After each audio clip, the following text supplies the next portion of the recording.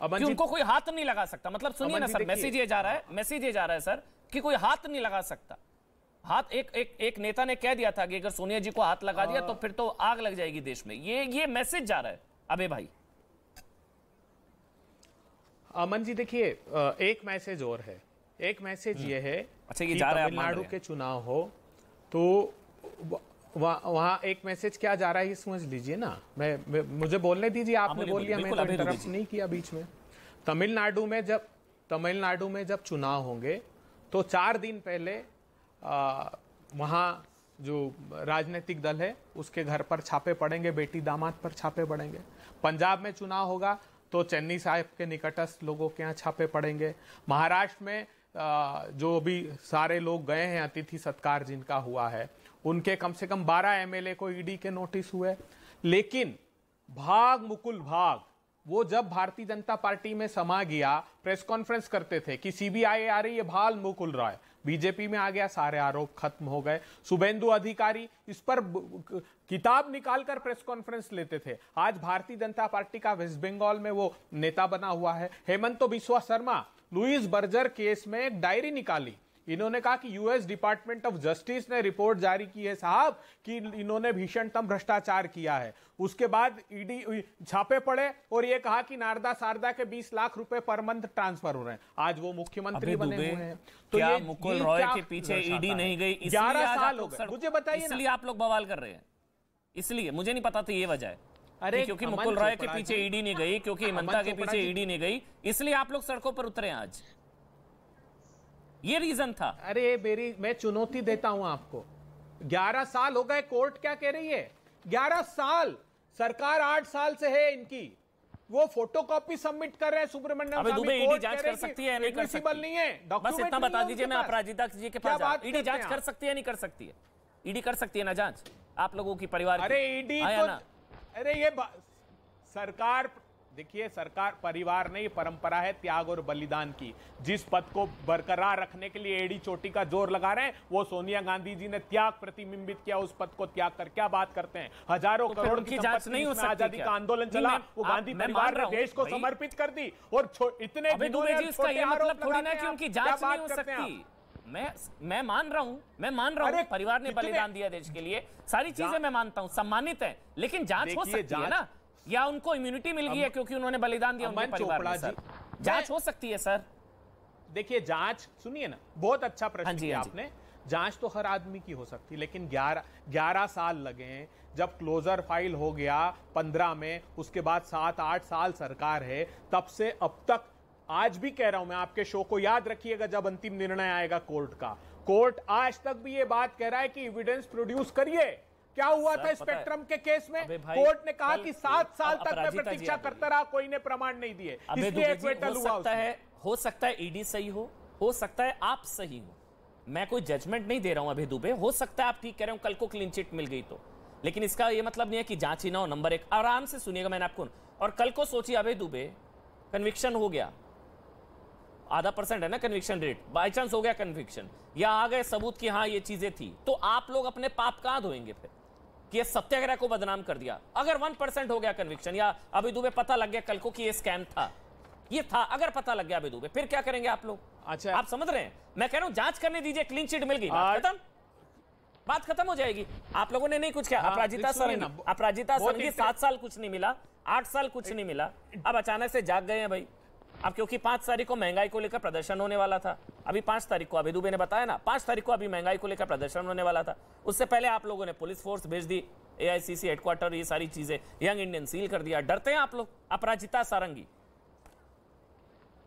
देखिए सरकार की हर क्रिया के बाद इनकी नकारात्मक प्रतिक्रिया होती है। जब ईडी के सर्चेस की संख्या कम होती है तो इन्हें कष्ट होता है, और अगर सर्चेस बढ़ जाते हैं तो इन्हें कष्ट होता है।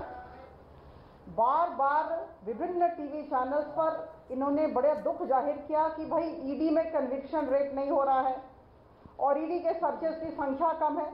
तो हम सबने तथ्य रख दिया कि इनके समय में 2004 से 14 में करीबन 112 सर्चेस हुए थे, और अभी 2014 से 2022 के अंदर 3010 सर्चेज हुए हैं और अटैचमेंट प्रोसीड्स भी करीबन 1 लाख करोड़ के आसपास हुए हैं और उस समय 5400 करोड़ थे। तो हमें तो खुश होना चाहिए कि ईडी जैसी संस्था, सीबीआई जैसी संस्था जो स्वतंत्र संस्था है अपना काम कर रही है। नहीं अपराजिता जी, वो सवाल वो नहीं है जो अभय दुबे पूछ रहे हैं ना। हम टीवी चैनल पर बैठकर अपराजिता जी, अभय दुबे दरअसल ये पूछ रहे हैं कि होता आता कुछ नहीं है। मैं सवाल एक मिनट सुनिए, होता आता कुछ नहीं है। रॉबर्ट वाड्रा से 11 बार पूछताछ हुई, क्या हुआ उस केस का? राहुल गांधी से 50 घंटे पूछताछ हो गई, सोनिया गांधी से अभी पूछताछ हो गई। इन बड़े केसेस में ना होता कुछ नहीं है, ये सिर्फ माहौल बना दिया जाता है। जी बोलिए, आप बोले या मैं बोलूं? एक ही व्यक्ति बोल सकता है। बोलिए अपराजिता जी, मेरा सवाल था आपसे, बोलिए। बार बार ना टोके। देखिए, स्थिति ऐसी है कि गांधी परिवार को सर्वशक्तिमान परिवार समझा जाता रहा है, इस बात को हम सबको पता है। और उसके बाद इनके चरित्र पर जब प्रश्न चिन्ह लगना शुरू हो गया तो हालत खराब हो गई। और इन्हीं के बड़े बड़े कांग्रेस नेताओं के घर पे जब ईडी ने छापा मारा या उन्हें अदालत के कटघरे में खड़ा किया गया तो इन्होंने चूं नहीं बोला। लेकिन गांधी परिवार पर जब उंगली उठाई गई तो इन्हें बड़ा कष्ट हो रहा है। और देखिए, मैं कह दूं आपको, अगस्त 5 को ये क्या कर रहे हैं उससे कोई फर्क नहीं पड़ता है। इतना दिन इन्होंने पार्लियामेंट, संसद की उत्पादकता दर को कम रखा और महंगाई के विषय में इन्हें चर्चा की जरूरत थी। जब आदरणीय निर्मला सीतारमण जी आई और महंगाई के विषय पर अपने वक्तव्य रखे तो इन्होंने वॉकआउट कर दिया। इनमें संयम नहीं था, धैर्य नहीं था कि लोकसभा या राज्यसभा के अंदर रहकर उनके वक्तव्य को सुनते। तो मैं तो ये कह दूं कि देश की समस्या के साथ इनका क्या सरोकार ये तो नजर आ रहा है। और ऐसा कभी ना कहें कि अगस्त 5 को कुछ हो रहा है इसलिए बीजेपी ऐसा करवा रही है या किसी भी निर्वाचन के साथ इसका कोई सरोकार है। ठीक है, ईडी अपना काम कर रही है। अभी दुबे विद्रोह, मुझे विद्रोह का मतलब समझा दीजिए एक बार, फिर मैं सारे लोग देख रहे हैं। फिर मैं एक कमेंट आपका ले रहा हूं। अभी दुबे, विद्रोह का मतलब समझा दीजिए कि विद्रोह होगा, अब विद्रोह होगा, मतलब विद्रोह कैसे होगा? मतलब ईडी के खिलाफ, और सुप्रीम कोर्ट ने ईडी के साथ है, सुप्रीम कोर्ट ने अधिकार बरकरार रखे। तो जी बोलिए। फिर सुजाता जी, एक कमेंट आपका लूंगा मेरा जल्दी से। अभी दुबे, मेरा फोन कट गया था, मैं सुन नहीं पाया इसके पहले वक्ताओं ने क्या कहा, लेकिन मैं बताना चाहता हूं देश के लोगों को गौर से सुनिएगा।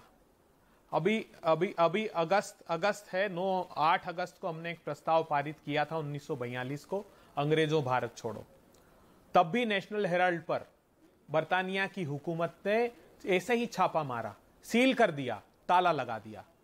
आज 75 वर्ष बाद आजादी के फिर एक ऐसी सरकार है जो उसी बर्तानिया हुकूमत का अनुसरण कर रही है और फिर से जो आजादी के प्रजातंत्र को बरकरार रखने के लिए जो संस्था काम कर रही है उस पर ताला लगा दिया।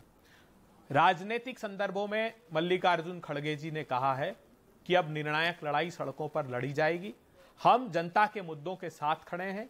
हम भीषणतम महंगाई, 400 रुपए का गैस का सिलेंडर 1000 के पार कर दिया, 60 रुपए की दाल 200 रुपए के पार कर दी, 70 का तेल 200 रुपए के पार कर दिया। कुछ अच्छा, अशोक गहलोत जी ने भी एक ट्वीट कर दिया। अशोक गहलोत ने ट्वीट करा, उन्होंने कहा है कि कांग्रेस मुख्यालय और 10 जनपद को पुलिस छावनी बनाने की आज कार्रवाई अघोषित आपातकाल है। अघोषित आपातकाल, इमरजेंसी है, और दफ्तर को जबरन सील कर दिया गया। इंडिया की तानाशाही सरकार के खिलाफ अगर कांग्रेस जनों के साथ आम जनता खड़ी नहीं हुई तो इसका खामियाजा पूरे देश को भुगतना पड़ेगा। अशोक गहलोत, छोटा सा लिख ले रहे हैं, छोटा सा लिख।